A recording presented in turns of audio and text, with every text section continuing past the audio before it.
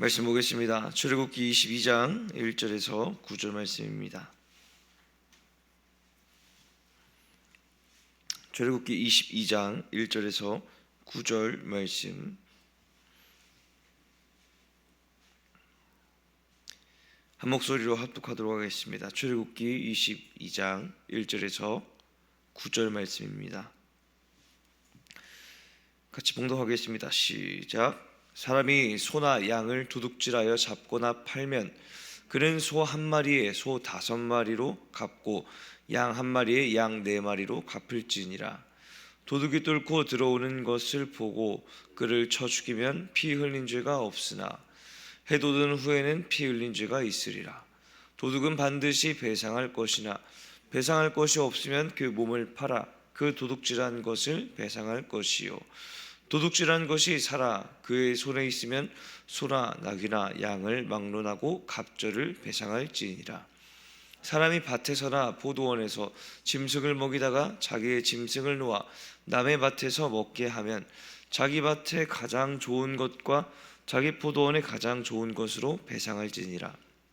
불이 나서 가시나무에 댕겨 낫갈이나 거두지 못한 곡식이나 밭을 태우면 불러온 자가 반드시 배상할지니라. 사람이 돈이나 물품을 이웃에게 맡겨 지키게 하였다가 그 이웃집에서 도둑을 맞았는데 그 도둑이 잡히면 갑절을 배상할 것이요, 도둑이 잡히지 아니하면 그 집 주인이 재판장 앞에 가서 자기가 그 이웃의 물품에 손댄 여부에 조사를 받을 것이며, 어떤 잃은 물건 즉 소나 낙이나 양이나 의복이나 또는 다른 잃은 물건에 대하여 어떤 사람이 이르기를 이것이 그것이라 하면 양편이 제사장 앞에 나아갈 것이요, 재판장이 죄 있다고 하는 자가 그 상대편에게 갑절을 배상할지니라. 아멘. 자, 오늘은 출애굽기 22장 1절에서 9절 말씀을 통해서 더 나은 공동체를 위해 마땅히 책임을 져라 라는 제목을 함께 말씀 나누도록 하겠습니다. 오늘 본문 출애굽기 22장을 보면 1절에서 4절까지의 말씀은 절도에 관해서 언급하고 있는 것을 볼 수가 있습니다. 1절과 4절은 도둑질한 것에 관해서 어떻게 배상해야 하는지에 대해서 기록이 되어 있고, 2절과 3절은 도둑에 관해서 기록이 되어 있는 것을 볼 수가 있죠. 그리고 5절에서 6절 말씀을 보면은 의도치 않게 다른 사람의 재산에 손해를 입힌 경우에 대해서 어떻게 배상해야 되는지를 기록하고 있습니다. 마지막으로 7절에서 9절 말씀을 보면 도둑으로 의심받을 수 있는 경우에, 다시 말해서 분쟁의 소지가 될 수 있는 경우에 관해서는 어떻게 해결해야 할지에 관해서 기록하고 있습니다. 자, 먼저 1절 말씀을 보면은 소와 양을 예를 들어서 각각의 가축을 도둑질했을 때 얼마만큼의 배상을 해야 하는지에서 기록이 되어 있죠. 보면 소는 한 마리에 5마리로 갚으며 양은 한 마리에 4마리로 갚으라 라고 기록이 되어 있습니다. 분명 도둑은 한 마리를 훔쳤지만 갚을 때는 결코 한 마리라는 동등되는 값으로 갚는 것이 아니라 그 이상의 값을 주고 갚아야 함을 1절에서 말하고 있습니다. 그런데 여기서 자세히 보면은 소와 양의 배상률이 각각 다른 것을 우리가 볼 수가 있습니다. 소는 한 마리당 5마리로 갚으며 양은 한 마리당 4마리로 갚으라고 기록되어 있으며, 소가 양보다 더 배상률이 높은 것을 우리가 알 수가 있습니다. 왜냐하면 소는 예로부터 귀중한 노동 자원이었기 때문입니다. 소로 할 수 있는 일들이 더 많고 그리고 더 중요했기 때문이죠. 아시다시피 농경사회에서 소는 이 농사의 핵심 노동 자원이었습니다. 밭과 논을 갈아서 경작할 수 있는 땅을 만들기도 했으며, 또는 이 소를 이용해서 운송해서 중요한 역할을 감당하게 했죠. 그렇기 때문에 물론 양 또한 옷과 음식을 제공하는 중요한 가축이었지만 소는 이 양보다 그 이상의 값어치를 가지고 있었던 것입니다. 그뿐만이 아니라 양에 비해서 소는 훨씬 더 덩치가 크고 훨씬 무겁습니다. 그 말은 소를 도둑질하기 위해서는 양보다 훨씬 더 치밀하고 계획적으로 도둑질을 했어야 한다는 것이죠. 훨씬 더 그 죄질이 악의적이라는 것입니다. 그러니 내용을 종합해 보면 소를 훔치려는 사람은 양을 훔치려는 사람보다 더 악질로 판단하여서 배상할 때 소를 더 많이 배상하는 것으로 결정한 것입니다. 그러나 4절 말씀을 보면은 이 배상률이 조금 다른 것을 볼 수 있죠. 4절을 보면 이렇게 기록되어 있습니다. 도둑질하는 것이 살아 그의 손에 있으면 소나 낙이나 양을 막론하고 갑절을 배상할지니라. 자, 소나 양을 도둑질했어도 그것이 살아있으면 한 마리로 훔쳤을 때 두 마리를 배상해야 하며, 이는 소든 양이든 동일하게 취급하게 됩니다.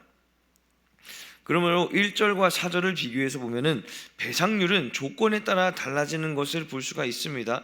1절에서는 이 소나 양을 잡거나 팔았을 때의 조건에 따라서 배상률이 붙는 것을 알 수 있죠. 여기서 말하는 잡다는 히브리어로 보면 타바흐라고 하며 도살하다라는 뜻을 가지고 있습니다. 그러니까 이 1절의 경우에는 도둑이 다른 사람의 소나 양을 도둑질했지만 이것을 마치 자신의 가축인 것 마냥 다른 용도로 사용해버려서 더 이상 이 원래의 주인에게로 돌아가지 못하는 상태가 된 경우를 1절에서 기록한 것입니다. 반대로 4절에서는 소나 양과 같은 가축이 살아 그의 손에 있는 상태입니다. 이는 원래의 주인에게 돌아가서 재기능을 할 수 있는 상태인 것이죠. 분명 4절에서도 도둑질은 맞지만 죄의 강도는 도축하거나 팔아버린 사람보다 약하다고 판단한 것입니다. 그러나 결코 이 상황에서도 그냥 넘어가지는 않죠. 가축이 살아있기는 하나 도둑질한 것은 맞으므로 2배의 배상은 치러야 하는 것입니다. 이를 통해서 우리가 알아야 할 것은 무엇이냐? 고의적이고 악의적인 죄질일수록 그 책임은 더욱더 크다는 것입니다. 10계명 중에서 이 제8계명에 해당하는 도둑질하지 말라라는 이 부분이, 이 계명이 모든 도둑질을 똑같이 심판하겠다고 말하는 것이 아닌 것입니다. 더 강도 높은 도둑질에는 더 크게 형벌을 내리고 책임을 묻는다는 것을 오늘 본문을 통해서 말하고 있는 것이죠. 그러므로 3절에서 이렇게 말하고 있습니다. 도둑은 반드시 배상할 것이다. 배상할 것이 없으면 그 몸을 팔아 그 도둑질하는 것을 배상할 것이라 라고 말이죠. 반드시 자신의 행위에 대해서 책임을 지고 배상할 것이며, 배상할 물건이 없으면 종이 되어서라도 반드시 책임을 져야 한다는 것이 오늘 1절에서 4절까지의 본문의 내용인 것입니다. 자, 그 다음으로 5절과 6절 말씀을 같이 보도록 하겠습니다. 5절, 6절 말씀을 같이 한번 읽어보도록 하겠습니다. 같이 읽겠습니다. 시작. 사람이 밭에서나 포도원에서 짐승을 먹이다가 자기의 짐승을 놓아 남의 밭에서 먹게 하면 자기 밭에 가장 좋은 것과 자기 포도원에 가장 좋은 것으로 배상할지니라. 불이 나서 가시나무에 댕겨 낫갈이나 거두지 못한 곡식이나 밭을 태우면 불 놓은 자가 반드시 배상할지니라. 아멘. 자, 5절을 보면 자신에게 속한 가축이 밭에서나 포도원에서 풀과 같은 것을 먹고 있는데, 자신의 가축을 놓아서 남의 밭에서 먹게 할 경우에 대해서 말하고 있습니다. 이 5절에서 학자들은 두 가지 견해를 가지고 있는데, 하나는 고의적으로 가축을 풀어놓아서 남의 밭에서 먹게 했다고 주장하는 의견이 있고, 다른 하나는 가축을 풀어놓았는데 가축이 마음대로 자신의 밭을 넘어서, 자신의 포도원을 넘어서 다른 사람의 밭으로 가서 남의 밭에서 먹었다는 그 주장을 하는 의견이 있습니다. 어찌됐든 이 두 가지 의견에 상관없이 자기 밭에 가장 좋은 것, 포도원에 가장 좋은 것으로 상대방에게 배상해야 한다고 5절에서는 말하고 있습니다. 물론 이렇게 생각할 수도 있죠. 고의적으로 행한 경우에 그 고의성을 봐서 이 실수한 것보다 더 큰 배상을 해야 하지 않을까라고 말입니다. 그러나 여기서 중요한 것은 손해를 본 상대방의 입장입니다. 고의로 행해졌든 실수로 행해졌든 상대방은 그만큼의 손해를 봤다는 것이죠. 그러므로 이에 합당한 배상을 해야 함을 5절에서 강조하고 있는 것입니다. 피해를 입힌 것에 고의라고 많이 배상하고 실수라고 봐달라고 하는 것이 아니라 그 상대방에게 피해를 줬다는 것을 인정하고 받아들이며 합당하게 그리고 성실하게 그 피해를 준 내용에 대해서는 배상해야 함을 말하고 있는 것이죠. 6절 말씀은 불이 번져서 곡식을 태우는 경우에 관해서 말하고 있습니다. 밭에 불을 놓는 이유가 여러 가지가 있습니다. 곡식을 수확한 후에 밭에 남은 잡초나 가시 그리고 마른 줄기들을 제거하기 위함이 있습니다. 이렇게 함으로 다음에 농사를 짓기 위해서 밭을 깨끗이 정리하는 것이죠. 또 다른 이유로는 해충을 제거하기 위함이었습니다. 수확이 끝나고 난 논에서 쥐불놀이를 하면서 일부러 논에 불을 내는 것을 생각하시면 아마 이해하기가 쉬울 것입니다. 그런데 여러분 아시다시피 불이라는 것은 마음대로 컨트롤하기가 매우 어렵습니다. 정해진 구역만 태우려고 해도 바람에 불씨가 날려서 옆에 있는 땅을 태우기도 하는 것이죠. 오늘의 본문의 경우가 그렇습니다. 자신의 밭만 불로 태워서 정리하고 다음에 그 경작할 것을 준비해야 되는데 아직 수확하지도 않은 옆에 밭에 불씨가 날아가서 밭과 곡식을 태운 것입니다. 이러할 경우 6절을 보면 반드시 불을 놓은 사람이 모든 것을 배상해 줘야 합니다. 물론 자신이 의도하지 않았으니까 실수라고 항변할 수도 있을 것입니다. 그러나 실수도 손해를 보게 한 것이 현실입니다. 남의 재산에 손해를 입힌 것은 반드시 배상해야 하는 것이죠.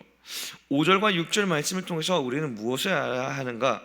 고의로 행한 것에 대해서는 당연히 그에 대한 책임을 질 줄 알아야 하며 우발적인 사고나 실수에 의한 것에 대해서도 묻고 따지며 그 상황을 회피하려고 하는 것보다는 마땅히 손해를 낸 것에 대해서 책임을 질 줄 알아야 하는 것입니다. 아무리 변명하고 싶고 억울하다고 호소한다 하더라도 피해를 본 사람에게 그의 합당한 배상이 이루어져야 하는 것입니다. 그러한 사람이 성숙한 사람이며 진정으로 이웃을 사랑하고 이웃을 위하는 사람인 것이죠. 자, 이제 7절부터 9절까지 말씀을 보도록 하겠습니다. 같이 한번 읽어보도록 하겠습니다. 7절부터 9절 말씀입니다. 시작. 사람이 돈이나 물품을 이웃에게 맡겨 지키게 하였다가 그 이웃집에서 도둑을 맞았는데 그 도둑이 잡히면 갑절을 배상할 것이요 도둑이 잡히지 아니하면 그 집 주인이 재판장 앞에 가서 자기가 그 이웃의 물품에 손댄 여부의 조사를 받을 것이며 어떤 잃은 물건 즉 소나 낙이나 양이나 의복이나 또는 다른 잃은 물건에 대하여 어떤 사람이 이르기를 이것이 그것이라 하면 양편이 재판장 앞에 나아갈 것이요 재판장이 죄 있다고 하는 자가 그 상대편에게 갑절을 배상할지니라. 아멘. 자, 먼저 7절과 8절 말씀부터 보도록 하겠습니다. 7절과 8절 말씀은 어떤 사람이 자신의 돈이나 물품을 다른 사람에게 위탁한 경우에 관해서 말하고 있습니다. 그래서 그 위탁을 받은 수탁자가 위탁자의 돈이나 물품을 자신의 집에 보관하고 있는 것입니다. 그런데 그 집에 도둑이 들어서 위탁자의 물품을 도둑맞게 된 것입니다. 이 상황에서 도둑이 잡힌다면은 도둑은 도둑질한 그 물건에 대해서 2배로 배상을 해야 되는 것입니다. 그래서 도둑이 자신의 행동에 대해서 마땅한 처벌을 받으며 다음에 또 도둑질하지 못하게끔 막는 것이죠. 문제는 이 도둑을 잡지 못하는 경우가 됩니다. 위탁자는 수탁자의 집에 도둑이 들었는지 전혀 모르는 상황이죠. 당시에 CCTV가 있는 것도 아니고 도둑이 들어왔다는 것을 입증할 수 있는 증거 자료가 없기 때문에 수탁자가 도둑이 들어와서 물건을 훔쳐갔다는 말에 위탁자는 온전히 신뢰할 수가 없게 됩니다. 왜냐하면 수탁자가 도둑이 들어와서 물건을 훔쳐갔다고 거짓말하고 자기 마음대로 자신의 이익을 위해서 사용했을 수도 있기 때문입니다. 물건을 횡령했을 수도 있고 팔았을 수도 있고 사적으로 이용했을 수도 있죠. 그렇기 때문에 수탁자는 자신이 결백하다는 것을 재판장 앞에 나아가서 선언하고 조사를 받게 됩니다. 사적으로 이야기하고 끝나는 것이 아니라 공정하게 절차대로 밟아서 서로에게 불화가 없게 하기 위함인 것입니다. 다음에 9절 말씀은 어떤 사람이 소, 나귀, 양, 옷 등 자신의 소유를 잃어버린 경우에 관한 내용입니다. 그런데 어떤 사람을 보니 그 사람이 자신이 잃어버렸던 그것과 똑같은 것을 가지고 있는 것입니다. 완전히 보기에 똑같은 것이죠. 그래서 자신의 것이라고 주장하며 잃어버렸던 자신의 소유를 되찾으려고 하는 것입니다. 그러나 상대방의 입장에서는 무슨 소리냐며 이것은 원래부터 자신의 것이었다라고 주장하는 것이죠. 이 상황에서는 그 누구의 말이 맞다, 틀리다라고 판단할 수가 없게 되는 것입니다.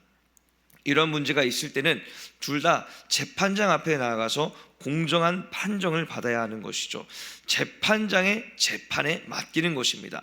재판장의 판결에 따라서 죄가 있는 사람은 상대방에게 2배의 배상을 치러야 함을 말하고 있는 것이죠.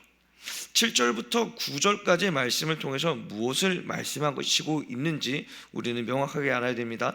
사람 사이에는 갈등이 있을 때도 있으며 때로는 해결할 수 없는 문제들 때문에 분쟁이 일어날 수도 있는 것입니다. 그럴 때에는 재판관 앞에서 법적 절차에 따라서 공정하게 재판을 갖고 판결을 받아야 하는 것입니다.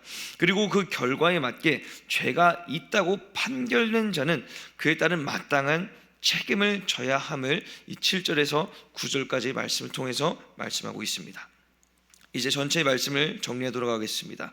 출애굽기 22장 1절에서 9절 말씀은 여러 상황에 대해서 어떻게 배상하며 책임을 져야 하는지에 관해서 말하고 있습니다. 그렇다면 하나님께서는 왜 각각의 상황에 따라서 해야 할 일들과 책임을 상세하게 말씀하셨을까요? 그 이유는 더 나은 공동체와 더 나은 사회를 위함인 것입니다. 하나님께서 잘못한 자들을 향해서 배상하라고 말씀하시는 이유는 잘못된 행동에 마땅한 책임을 다해서 자신의 잘못을 알게 하기 위함이며 최종적으로는 잘못된 행동을 억제하고 공동체와 사회 안에서의 불화를 잠식시키기 위함인 것입니다. 신앙인들도 마찬가지입니다. 오랫동안 교회를 다니면 서로 가까워지고 편해지는 사람들이 많이 있습니다. 그러나 그렇다고 해서 서로를 향해서 가볍게 여겨서는 안 됩니다. 마땅히 행할 것을 행하며 끝까지 자신의 행동과 자신의 말한 것에 대해서 책임을 질 수 있어야 합니다. 때로는 우리가 사람이 모여있는 이 공동체다 보니까 서로에게 불화가 생길 때도 있습니다. 그럴 땐 재판장 되신 하나님의 말씀을 의지하며 우리를 목양하기 위해 하나님께서 세우신 목사님, 사모님의 결정을 존중하고 결정대로 행할 수 있는 책임을 져야 하는 것이죠. 오늘 말씀을 기억하시고 오늘 하루도 하나님의 그 지혜를 품으면서 승리하시는 저와 여러분 되시기를 주님의 이름으로 축복합니다. 자, 이제 우리 공동기도문 선포하도록 하겠습니다. 같이 한번 읽어보도록 하겠습니다. 시작. 은혜로우신 하나님, 우리의 상황과 형편을 아셔서 우리에게 필요한 말씀과 행함을 허락하심에 감사합니다. 사랑과 믿음으로 세워진 공동체 안에서 사람의 경솔함으로 일어난 문제와 어려움들을 방관하지 않고 하나님의 뜻 안에서 책임을 지고 문제를 풀어나가는 하나님의 백성들 되게 하여 주시옵소서. 서로를 위해 자신의 일을 능히 감당하는 자들을 통해 하나님의 일하심을 보게 될 줄 믿습니다. 더 나은 공동체를 위해 마땅히 책임을 지고 회복과 합력에 힘쓰는 신앙인 되게 하여 주시옵소서. 오늘도 우리의 삶 가운데에서 여전히 은혜를 부어주시는 하나님을 찬양하며 우리 구주 예수 그리스도의 이름으로 기도드렸습니다.